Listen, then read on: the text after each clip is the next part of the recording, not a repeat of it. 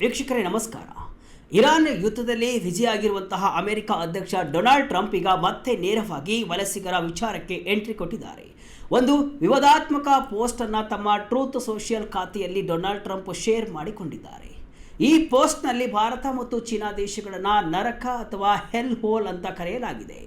ಅಮೆರಿಕದಲ್ಲಿ ಹುಟ್ಟುವಂತಹ ಮಕ್ಕಳಿಗೆ ಜನ್ಮತಃ ಸಿಗುವಂತಹ ಪೌರತ್ವ ಅಂದರೆ ಬರ್ತ್ ರೈಟ್ ಸಿಟಿಜನ್ಶಿಪ್ ಸಿಸ್ಟಮ್ ಅನ್ನು ಈ ಪೋಸ್ಟ್ನಲ್ಲಿ ತೀವ್ರವಾಗಿ ಖಂಡಿಸಲಾಗಿದೆ. ಕೇವಲ ಭಾರತದ ಹೆಸರು ಮಾತ್ರವಲ್ಲದೆ ಕ್ಯಾಲಿಫೋರ್ನಿಯಾದ ಟೆಕ್ ಕಂಪನಿಗಳಲ್ಲಿ ಭಾರತೀಯರು ಹೇಗೆ ಉದ್ಯೋಗಗಳನ್ನು ಕಸಿದುಕೊಳ್ತಿದ್ದಾರೆ ಎಂಬುದರ ಬಗ್ಗೆ ಆಧಾರರಹಿತ ಆರೋಪಗಳನ್ನು ಕೂಡ ಮಾಡಲಾಗಿದೆ.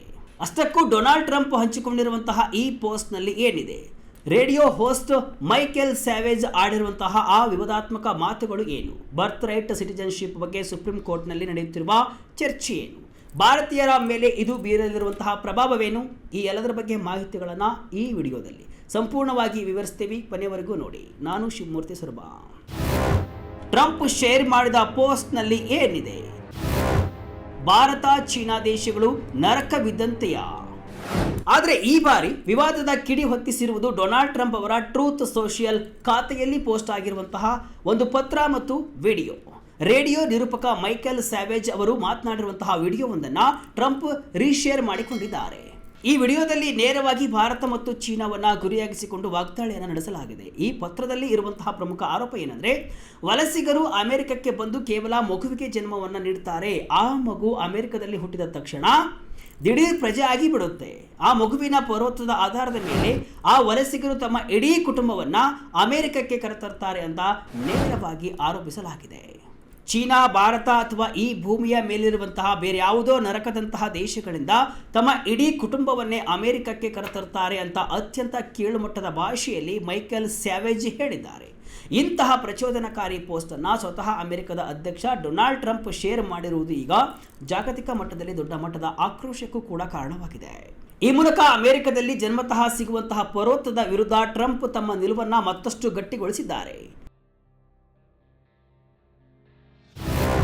ಕ್ಯಾಲಿಫೋರ್ನಿಯಾ ಟೆಕ್ ವಲಯದಲ್ಲಿ ಭಾರತೀಯರ ದರ್ಬಾರ್, ಆಧಾರವೇ ಇಲ್ಲದೆ ಉದ್ಯೋಗ ಕಸಿದುಕೊಳ್ಳುವ ಆರೋಪ.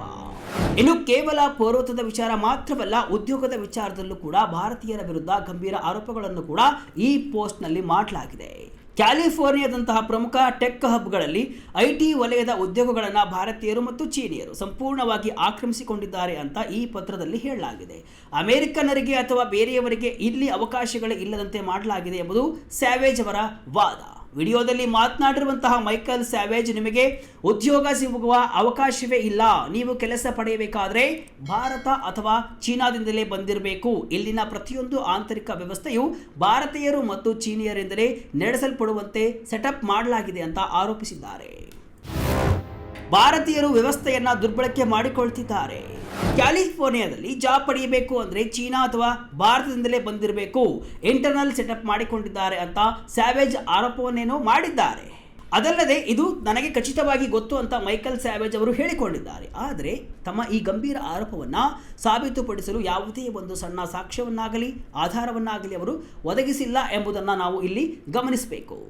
ಯಾವುದೇ ಸಾಕ್ಷ್ಯಾಧಾರಗಳು ಇಲ್ಲದೆ ಕೇವಲ ವಲಸಿಗರ ಮೇಲಿನ ದ್ವೇಷದಿಂದ ಭಾರತೀಯರು ಅಮೆರಿಕದ ವ್ಯವಸ್ಥೆಯನ್ನು ದುರ್ಬಳಕೆ ಮಾಡಿಕೊಳ್ತಿದ್ದಾರೆ ಅಂತ ಬಿಂಬಿಸುವ ಪ್ರಯತ್ನ ಈ ವಿಡಿಯೋದಲ್ಲಿ ಕಾಣಿಸ್ತಾ ಇದೆ. ಇದು ಚೀನಾಕ್ಕೆ ಮಾತ್ರ ಸೀಮಿತವಾಗಿಲ್ಲ, ಭಾರತೀಯರು ಕೂಡ ಈ ವ್ಯವಸ್ಥೆಯನ್ನು ದುರುಪಯೋಗ ಪಡಿಸಿಕೊಳ್ತಿದ್ದಾರೆ ಎಂದು ನೇರವಾಗಿ ಟಾರ್ಗೆಟ್ ಮಾಡಲಾಗಿದೆ.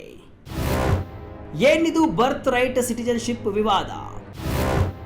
ಸುಪ್ರೀಂ ಬದಲಿಗೆ ಸಾರ್ವಜನಿಕ ವೋಟಿಂಗಿಗೆ ಆಗ್ರಹ. ವೀಕ್ಷಕರೇ, ಅಮೆರಿಕದಲ್ಲಿ ಆಗಾಗ ನಡೆಯುವಂತಹ ಅತಿ ದೊಡ್ಡ ಕಾನೂನು ಮತ್ತು ರಾಜಕೀಯ ಚರ್ಚೆ ಅಂದರೆ ಅದು ಬರ್ತ್ ರೈಟ್ ಸಿಟಿಜನ್ಶಿಪ್. ಅಂದರೆ ಅಮೆರಿಕದ ಮಣ್ಣಿನಲ್ಲಿ ಹುಟ್ಟುವಂತಹ ಯಾವುದೇ ಮಗುವಿಗೆ ಆತನ ಪೋಷಕರು ವಲಸಿಗರಾಗಿದ್ದರೂ ಕೂಡ ಅಕ್ರಮವಾಗಿ ನೆಲೆಸಿದ್ರು ಸರಿ, ಆ ಮಗುವಿಗೆ ಜನ್ಮತಃ ಅಮೆರಿಕದ ಪೌರತ್ವ ಸಿಗುತ್ತೆ. ಈಗ ಈ ನಿಯಮವನ್ನೇ ಬುಡಮೇಲು ಮಾಡಲು ಟ್ರಂಪ್ ಮತ್ತು ಬೆಂಬಲಿಗರು ಹೊರಟಿದ್ದಾರೆ. ಪ್ರಸ್ತುತ ಈ ಬರ್ತ್ ರೈಟ್ ಸಿಟಿಜನ್ಶಿಪ್ನ ವ್ಯಾಖ್ಯಾನವು ಅಮೆರಿಕದ ಸುಪ್ರೀಂ ಕೋರ್ಟ್ನ ಮುಂದೆ ವಿಚಾರಣೆಯಲ್ಲಿ ಇದೆ. ಆದರೆ ಟ್ರಂಪ್ ಹಂಚಿಕೊಂಡಿರುವಂತಹ ಈ ಪತ್ರದಲ್ಲಿ ಅಮೆರಿಕದ ಕಾನೂನು ವ್ಯವಸ್ಥೆಯ ಬಗ್ಗೆಯೇ ಅಪನಂಬಿಕೆ ವ್ಯಕ್ತಪಡಿಸಲಾಗಿದೆ. ಬರ್ತ್ ರೈಟ್ ಸಿಟಿಜನ್ಶಿಪ್ ಎಂಬುದು ವಕೀಲರು ಅಥವಾ ನ್ಯಾಯಾಲಯಗಳು ತೀರ್ಮಾನಿಸುವಂತಹ ವಿಚಾರವಲ್ಲ, ಇದನ್ನು ಸಾರ್ವಜನಿಕರ ವೋಟಿಂಗ್ ಮೂಲಕ ನಿರ್ಧರಿಸಬೇಕು ಅಂತ ಒತ್ತಾಯಿಸಲಾಗಿದೆ. ನಾಗರಿಕರೇ ಇದನ್ನು ನಿರ್ಧರಿಸಲಿ ಅಂತ ಸ್ಯಾವೇಜ್ ವಾದಿಸಿದ್ದಾರೆ. ಅಲ್ಲದೆ ಸೋಷಿಯಲ್ ಮೀಡಿಯಾದಲ್ಲಿ ನಡೆದ ಒಂದು ಪೋಲ್ ಅನ್ನು ಉಲ್ಲೇಖಿಸಿರುವಂತಹ ಅವರು ಬಹುಪಾಲು ಅಮೆರಿಕನರು ಈ ಜನ್ಮತಃ ಪೌರತ್ವ ನೀಡುವ ಪದ್ಧತಿಯನ್ನು ರದ್ದುಗೊಳಿಸಲು ಬೆಂಬಲಿಸುತ್ತಾರೆ ಅಂತ ಹೇಳಿಕೊಂಡಿದ್ದಾರೆ. ಸುಪ್ರೀಂ ಕೋರ್ಟ್ನಲ್ಲಿ ನಡೆಯುತ್ತಿರುವಂತಹ ವಾದ ವಿವಾದಗಳ ಬಗ್ಗೆ ಅಸಮಾಧಾನ ವ್ಯಕ್ತಪಡಿಸಿರುವಂತಹ ಈ ಪತ್ರ ಆಧುನಿಕ ಕಾಲದ ಪ್ರಯಾಣ ಮತ್ತು ವಲಸೆಯ ನೈಜತೆಗೂ ಸಂವಿಧಾನದ ಹಳೆಯ ವ್ಯಾಖ್ಯಾನಗಳಿಗೂ ಯಾವುದೇ ಸಂಬಂಧವೇ ಇಲ್ಲದಂತಾಗಿದೆ ಅಂತ ವಾದಿಸಿದೆ. ಸದ್ಯದ ಕಾನೂನು ವ್ಯಾಖ್ಯಾನವನ್ನ ಸ್ಯಾವೇಜ್ ಅವರು ಹಾಸ್ಯಾಸ್ಪದ ಅಂತ ಕರೆದಿದ್ದಾರೆ. ACLU ವಿರುದ್ಧ ಮೈಕೆಲ್ ಸ್ಯಾವೇಜ್ ವಾಗ್ದಾಳಿ. ಇದೇ ವಿಡಿಯೋದಲ್ಲಿ ಅಮೆರಿಕದ ಪ್ರತಿಷ್ಠಿತ ಹಕ್ಕುಗಳ ಹೋರಾಟದ ಸಂಸ್ಥೆಯಾದ ಅಮೆರಿಕನ್ ಸಿವಿಲ್ ಲಿಬರ್ಟೀಸ್ ಯೂನಿಯನ್ ವಿರುದ್ಧ ತೀವ್ರ ವಾಗ್ದಾಳಿ ನಡೆಸಲಾಗಿದೆ. ವಲಸಿಗರಿಗೆ ಪರೋಕ್ಷವಾಗಿ ಬೆಂಬಲ ನೀಡುತ್ತಿರುವಂತಹ ಈ ಸಂಸ್ಥೆಯನ್ನ ಹಾವಿನ ತಲೆ ಅಂತ ಜರಿಯಲಾಗಿದೆ. ACLU ವಕೀಲರು ಅಮೆರಿಕದ ಅಡಿಪಾಯವನ್ನೇ ನಾಶ ಮಾಡಲು ಕೆಲಸವನ್ನ ಮಾಡ್ತಿದ್ದಾರೆ ಅಂತ ಆರೋಪಿಸಲಾಗಿದೆ.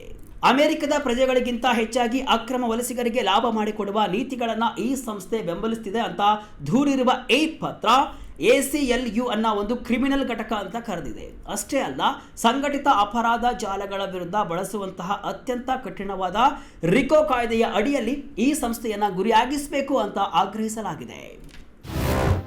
ವಲಸಿಗರಿಂದ ಆಸ್ಪತ್ರೆ ವೆಲ್ಫೇರ್ ಸೌಲಭ್ಯಗಳ ಲೂಟಿ.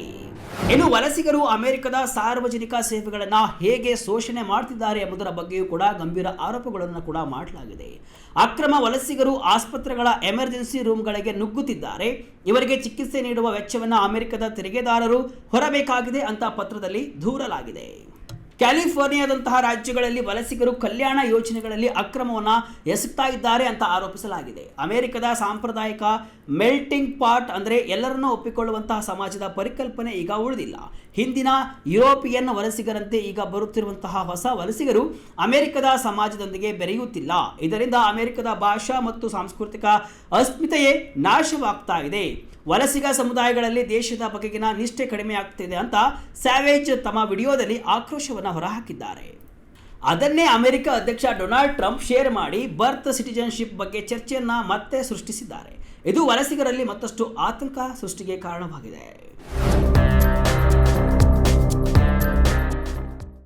ಒಟ್ಟಿನಲ್ಲಿ ಡೊನಾಲ್ಡ್ ಟ್ರಂಪ್ ರೀಶೇರ್ ಮಾಡಿಕೊಂಡಿರುವಂತಹ ಈ ವಿಡಿಯೋ ಕೇವಲ ಒಬ್ಬ ವ್ಯಕ್ತಿಯ ಆಕ್ರೋಶದ ಮಾತಲ್ಲ, ಬದಲಾಗಿ ಇದು ಟ್ರಂಪ್ ಅವರ ಅಜೆಂಡಾವನ್ನು ಸ್ಪಷ್ಟಪಡಿಸುತ್ತೆ. ಅಮೆರಿಕದಲ್ಲಿ ಹುಟ್ಟುವ ವಲಸಿಗರ ಮಕ್ಕಳಿಗೆ ಆಟೋಮ್ಯಾಟಿಕ್ ಆಗಿ ಪೌರತ್ವ ಸಿಗುವುದನ್ನು ನಿರ್ಬಂಧಿಸಲು ಟ್ರಂಪ್ ಪ್ರಯತ್ನಿಸುತ್ತಿದ್ದಾರೆ.